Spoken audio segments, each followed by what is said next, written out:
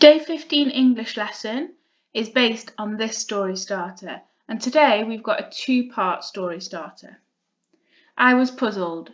Things just kept disappearing from our garden. At first it was just small things, like my toy car. Then larger things began to go missing. Dad's lawnmower vanished. Mum's favourite plant pot with her favourite plants in. Gone. Just gone. My parents kept saying that there were thieves on our street. I believed them. Of course I believed them. Why wouldn't I believe them? They're my parents. Sneakily, I got into the habit of looking out of my bedroom window with my camera, in the hope that I would catch a snapshot of the crooks in action.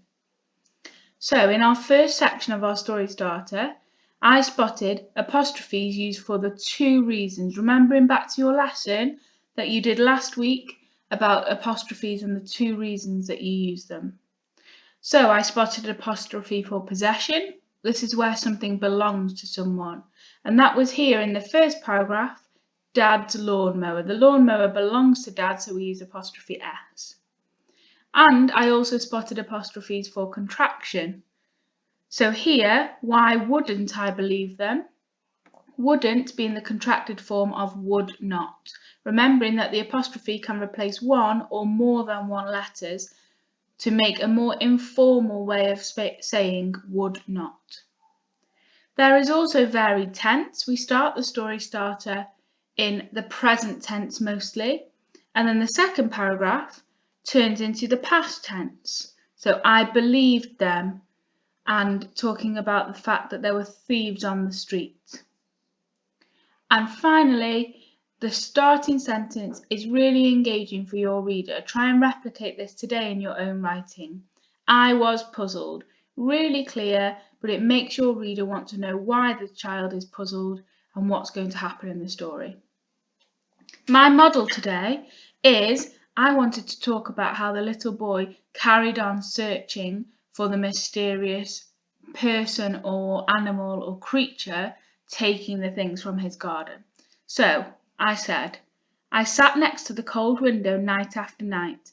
The darkness of each one faded into the next until I wasn't sure how long I had been waiting to catch a shot of them.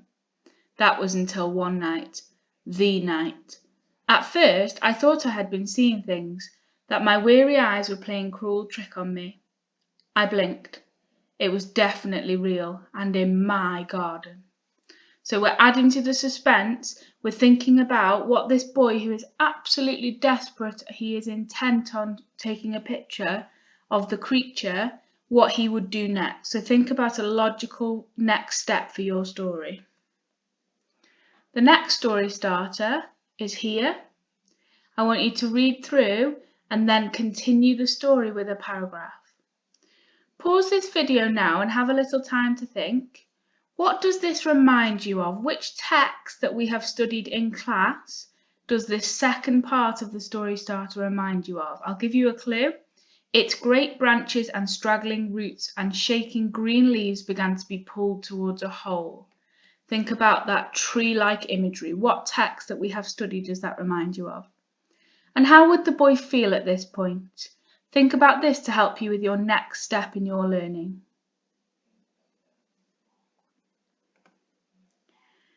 This story starter really reminded me of a monster calls that we studied in the autumn term. Think about some of the vocabulary like gnarled and twisted that we used for that text. My model today is how to use emotion openers, because your next challenge is to write some sentences from the stimulus using emotion openers.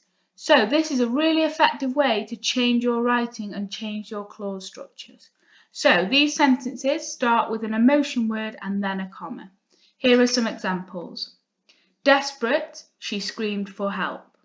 So instead of she screamed desperately for help, we start off with the emotion word. Terrified, he froze instantly. And here are some of my examples related to your story starter. Terrified, he reached a tenuous hand towards the fence. Curious, his feet led him down the garden. Have a go at your sentences with emotion word commas. And finally today, you are needing to up-level some of these sentences which are really bland and really boring. The boy went towards the fence.